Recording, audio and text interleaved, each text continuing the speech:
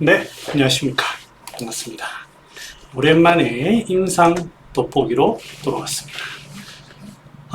임상 돋보기는 아시는 분은 아시겠지만, 최근에 유행하는 질환에 대해서 다룹니다.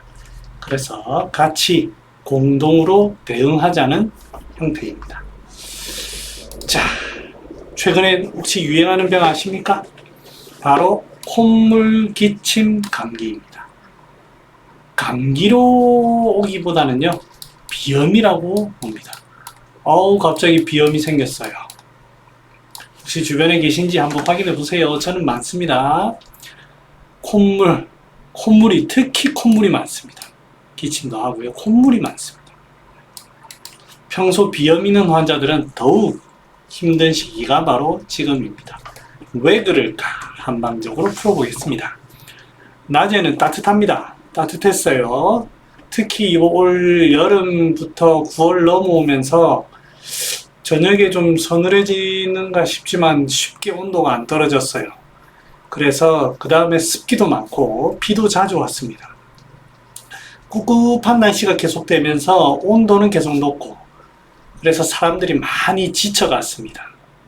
그래서 특이하게도 9월달 넘어가면서 지치고 피곤하다, 이제 체력이 안 된다라고 하시는 분이 매우 많았습니다. 그런데 그런 상황에 가끔씩 확 서늘해지는 날씨가 나타났습니다. 저녁엔 서늘해지고, 그런데 지금 습기가 있고, 갑자기 습기가 태양으로 인해 가지고 전부 다 제거되면 좋은데 습기는 그대로 있는데 서늘한 날씨가 오게 된 겁니다. 그래서 안에 습기는 있고 겉에는 서늘한 기운이 있는, 특히 우리 지금 더운 여름에 모공이 많이 지쳐서 열려 있죠. 여기에서 이런 기운이 쓱 들어온 거예요. 그러면 어디에 타격을 받느냐? 바로 비폐에 타격을 받습니다. 콧물 자체도 비와 폐에 문제가 있지만, 지금 그림이 있을 건데, 습기는 이 중초에 잘 옵니다. 습기는 중초에 오고, 더운 열기에 의해서 폐는 풀어져 있는 상황에 겉에서 한사가 찬 기운이, 서늘한 기운이 들어온 겁니다. 그게 문제죠. 네, 한사, 한습, 이렇게 되겠죠. 그래서 비의 습과, 여기서 폐라는 것은 겉에 표를 얘기합니다. 표에 찬 기운이 들어갔고 폐가 지쳐가지고 표가 허해진 상황이다.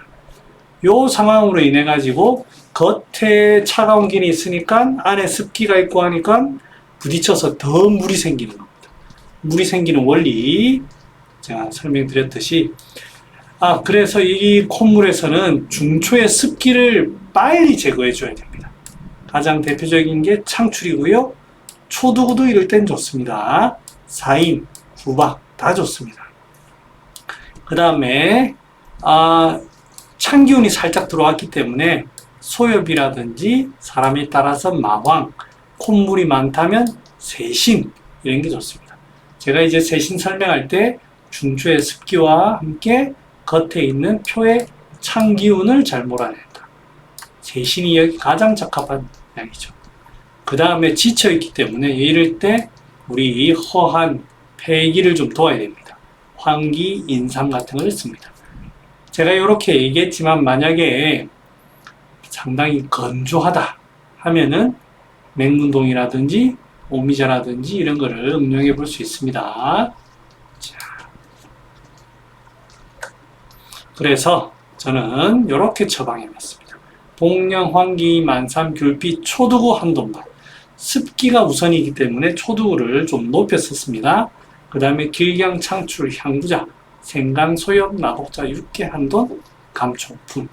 자, 이렇게 처방을 해서 급하게 대응했는데, 대응하고는 아주 결과가 좋았습니다. 그래서 여러분들한테 이렇게 짧게 급하게 소개시켜 드릴 부분은 제가 소개시켜 드립니다. 이렇게 소개시켜 드리는 이유가 아까 말씀드렸지만 공동으로 이런 것들은 공동으로 나타나기 때문에 같이 한번 적극적으로 대응해 보자라는 의미로 했고요. 만약에 한의원에서 다릴 수 없는, 약을 다릴 수 없다. 그러면 여기에서 핵심은 뭐냐면 습기입니다. 습기. 그래서 혹시 평이산 있으시면 평이산 쓰시고요. 없으시면 소화제 있을 겁니다. 소화제라도 쓰시기 바랍니다. 그러면 좋을 것 같습니다. 소화제. 이럴 때는 적극적으로 많이 써야 됩니다. 네, 이상입니다.